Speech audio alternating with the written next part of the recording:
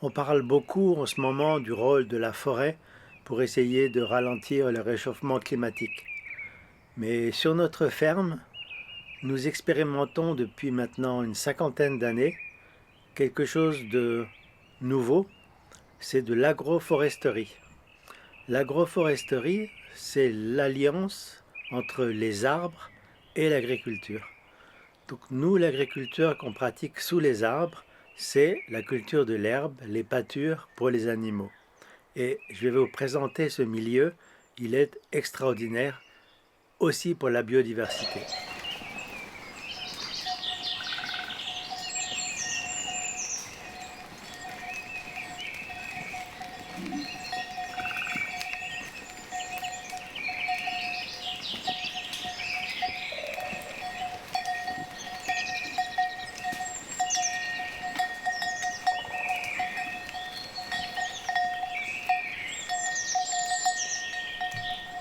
Observer la nature, la laisser faire et tâcher d'y intégrer un élevage.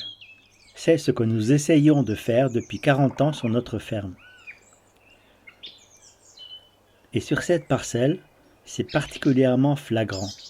20 hectares sur les 100 que compte la ferme.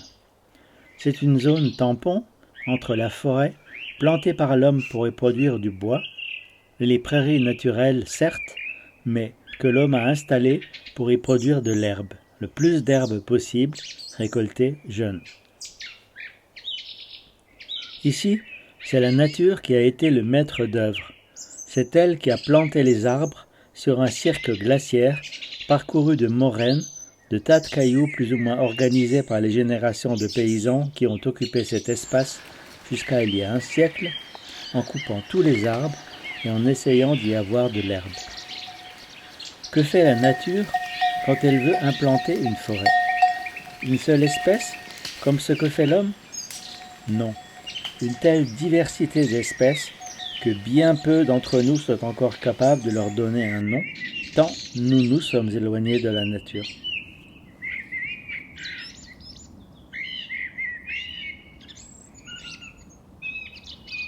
Des feuillus d'abord, le bouleau, arbre colonisateur, présent dans les éboulis, facile à reconnaître par son écorce blanche et ses petites feuilles jaunes en automne.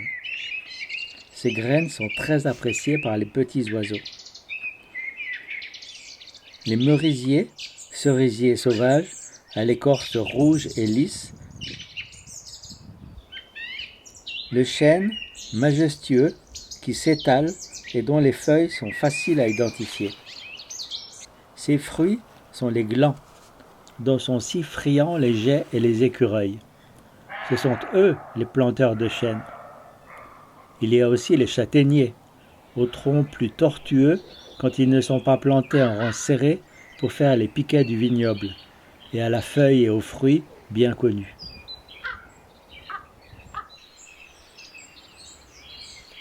Il y a les érables, aux feuilles en forme de main. Mais connaissez-vous les 3 espèces présentes ici? Le majestueux érable plane, que l'on reconnaît à l'écorce de son tronc, bien lisse, mais surtout à sa feuille, garnie de pointes impressionnantes. Les fruits des érables, graines ailées pour être portées loin par le vent, que l'on appelle samar, permettent aussi de faire la différence. Elles sont collées par 2, et si leur angle est obtus, c'est l'érable plane.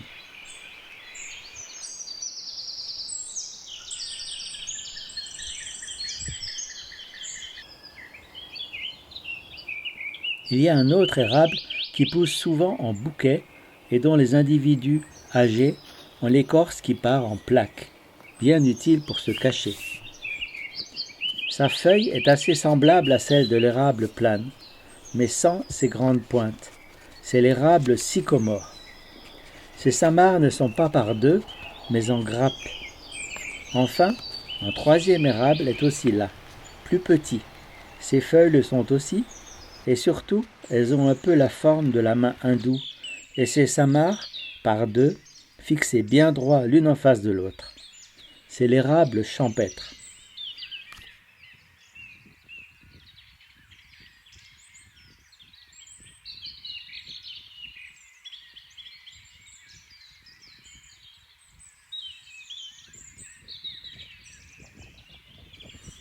Les érables développent leurs fleurs souvent avant même les feuilles et servent à nourrir une foule d'insectes au tout début du printemps. Il y a aussi les frênes, bien reconnaissables à leur écorce et surtout à la forme de leurs feuilles, des feuilles composées, un axe et de nombreux folioles. C'est le régal des chèvres quand elles tombent en automne. Les frênes poussent haut, vite, et sont attaquées en ce moment par un champignon venu d'Asie, introduit par l'homme. Il détruit les racines et l'arbre meurt, sec sur pied, et tombe d'un seul tenant.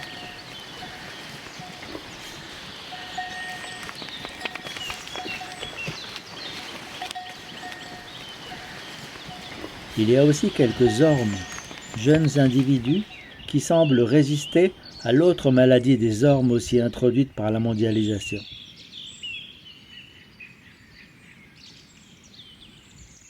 Il y a les charmes, dont la feuille est assez semblable à celle des ormes, mais pointue au bout.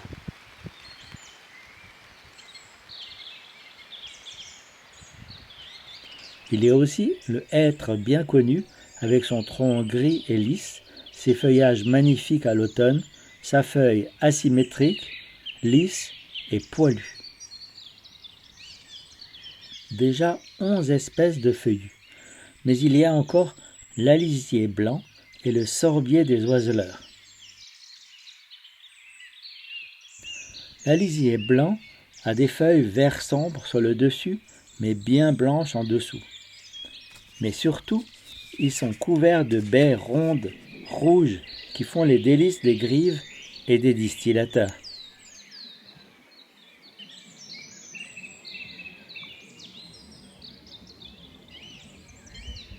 Le sorbier, lui, est un arbre de plus petite taille, aux feuilles composées, mais en automne, ses baies sont si attractives pour les oiseaux que les oiseleurs y tendaient des filets ou en badigeonnaient de glu les branches pour déguster des grives à Noël.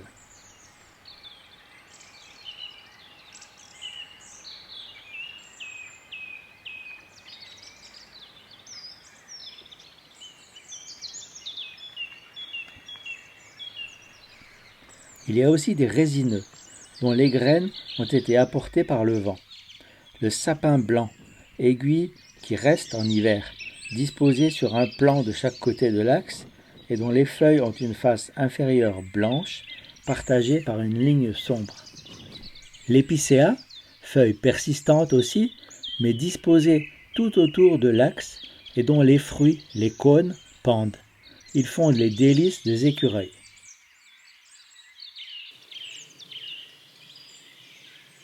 Le pin sylvestre, au beau tronc roux et surtout reconnaissable à ses feuilles groupées par deux, sur de minuscules petits pieds. Enfin, le mélèze, qui perd ses feuilles en hiver et se pare de jaune avant de les laisser tomber. 18 espèces d'arbres à cet endroit. La nature aime la diversité, mais il y a encore les arbustes, les houx dont les feuilles vernissées et ornées de piquants défensifs au bas du tronc pour décourager les dents des cerfs et des chevreuils sont bien rondes et lisses plus haut. Ils sont aussi couverts de baies. Les aubépines, splendidement blanches et odorantes au printemps et couvertes de baies en automne, ont une feuille bien facile à identifier.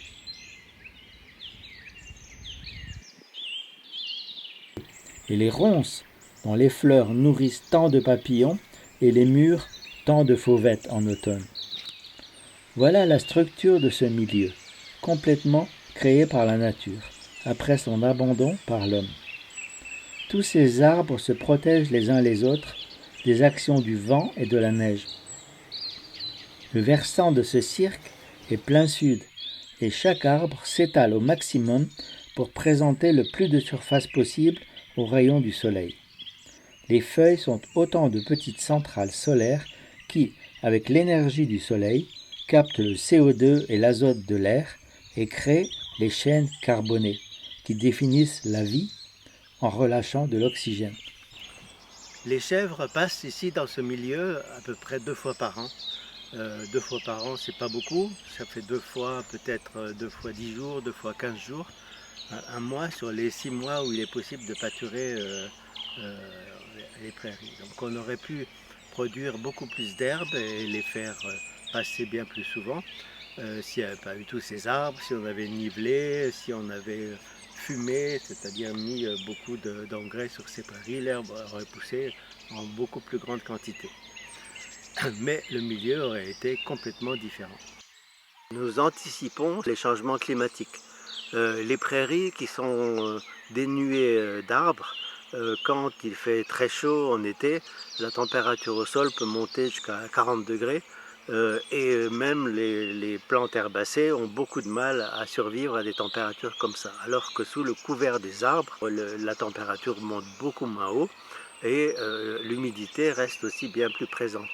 Aussi quand il pleut beaucoup, les arbres ont une faculté extraordinaire avec leur feuillage. Toutes les feuilles se gorgent d'eau et ensuite l'eau est amenée à descendre vers les racines, donc le circuit s'inverse. Toute l'eau est absorbée par les feuilles, descend dans le tronc et va alimenter les racines. Et les racines, elles, alimentent la nappe. Donc les feuilles protègent quand il y a des grosses pluies, absorbent l'eau et l'amènent en douceur aux nappes phréatiques. Et donc ces nappes sont absolument vitales pour nous, puisque notre source est dans cette zone-là, dans ce milieu-là. C'est un captage que nous avons fait nous-mêmes et qui alimente tous les animaux, la fromagerie, les maisons, tous nos besoins.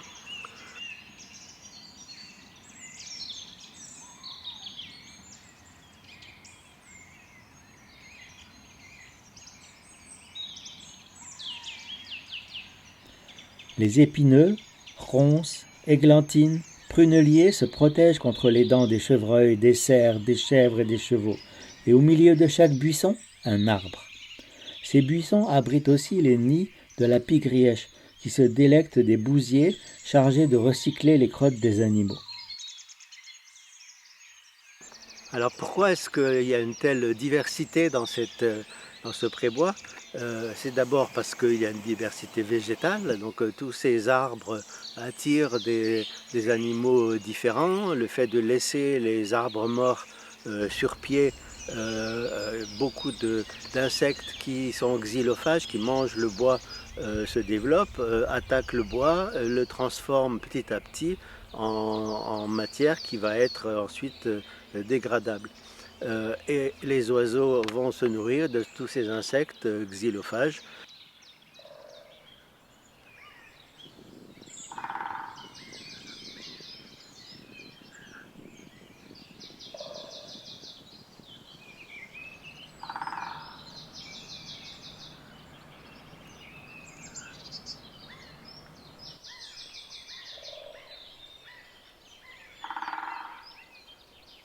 Pique et pêche, pique et pêchette, pivert, pique cendré, pique noir. Tous ces oiseaux-là sont présents dans cette parcelle.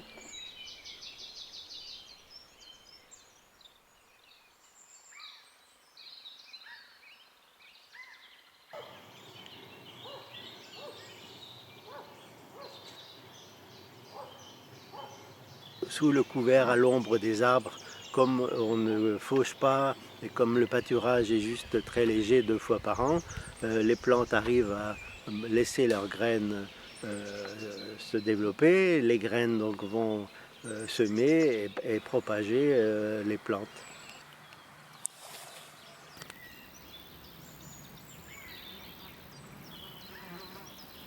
Les animaux, eux, quand ils passent, ils laissent des déjections. Ces déjections sont aussi un formidable moteur pour la biodiversité parce qu'il y a toute une foule de petits insectes, les bousiers que tout le monde connaît, mais beaucoup d'autres espèces qui s'occupent des crottes, coprophages. Et donc ces insectes-là vont dégrader les déjections des animaux et les transformer aussi en substances assimilables par les plantes. Et donc les animaux, avec leur déjection, favorisent la présence de beaucoup d'insectes qui, eux, sont ensuite régulés par les oiseaux qui s'en nourrissent.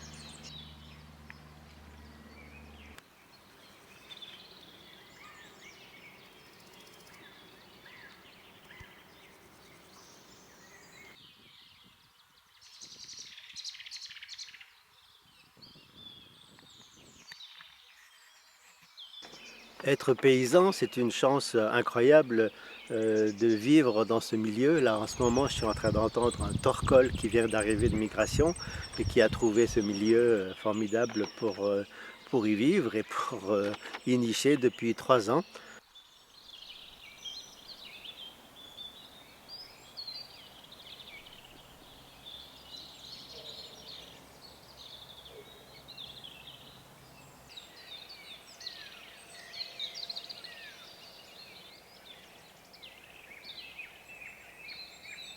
En agroécologie, on laisse faire la nature et on essaye de profiter de ses largesses.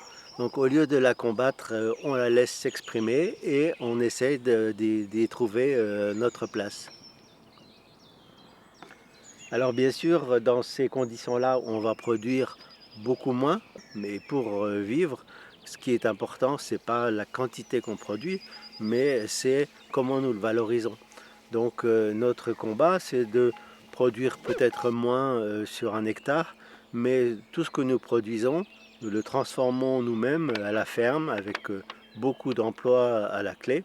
Et c'est transformé en quoi? C'est transformé en produits alimentaires de qualité que pour la très grande majorité, nous vendons en direct dans un point de vente collectif.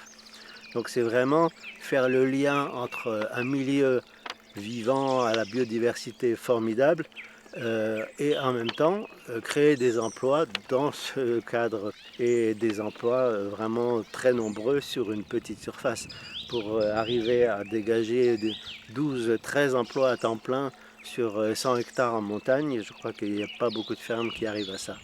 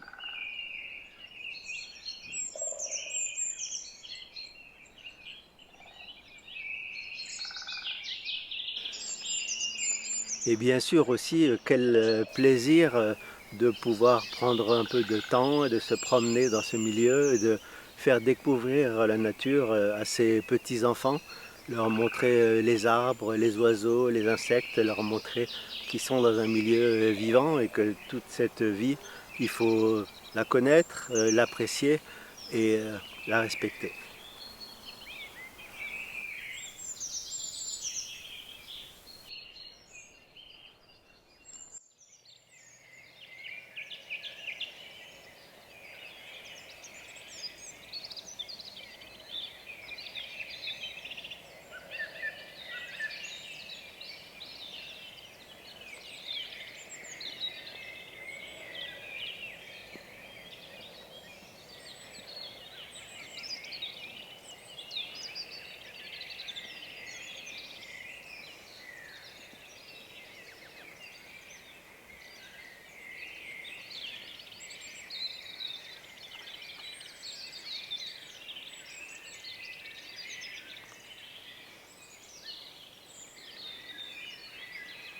Pour évaluer l'importance d'une parcelle comme ceci, on pourrait s'arrêter juste à la notion de production agricole directe, c'est-à-dire 2 fois 10 jours, 2 fois 15 jours de pâture pour les animaux.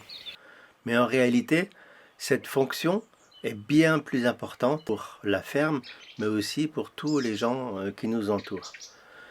Les 20 hectares sont un formidable puits de carbone.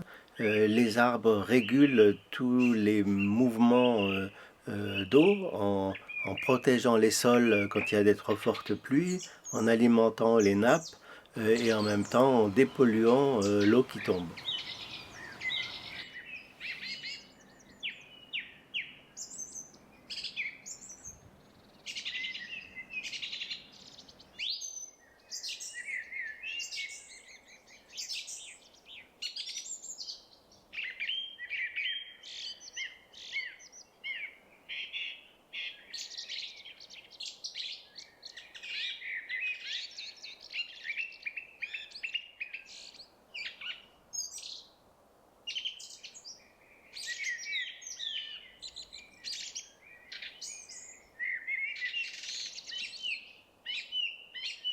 Quand on se met le nez au ras du sol et qu'on voit des parterres de violettes, des fraisiers sauvages, du fenouil odorant, la pensée des Vosges, toutes ces petites fleurs qu'on ne trouve que dans des endroits sauvegardés comme ceci. C'est un potentiel génétique, un réservoir dont on aura peut-être fortement besoin, peut-être nous et les générations suivantes.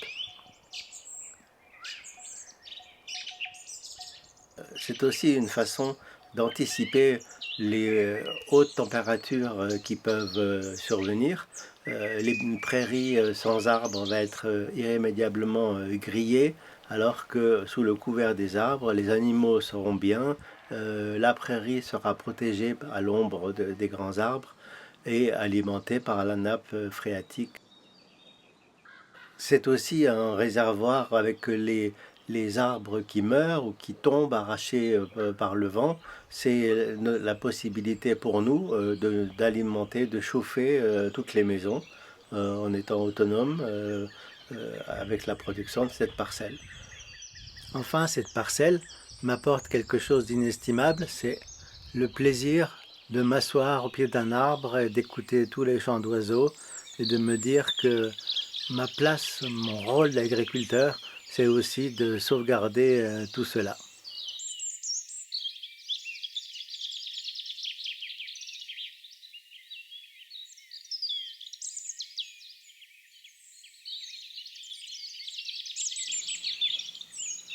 Juste à nos pieds, en plaine d'Alsace, les agriculteurs qui étaient aussi des éleveurs sont devenus uniquement des céréaliers.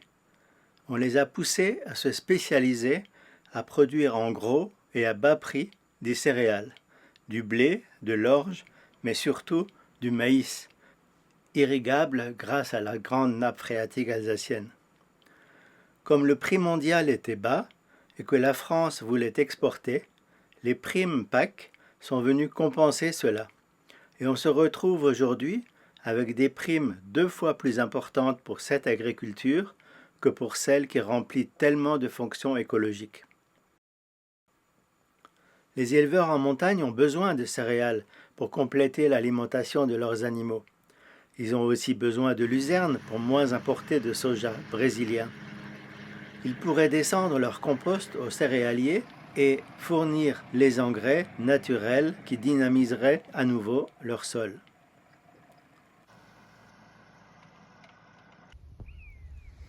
La présence de blé, orge, sainfoin, luzerne au milieu des parcelles de maïs changerait complètement la donne écologique de ces territoires.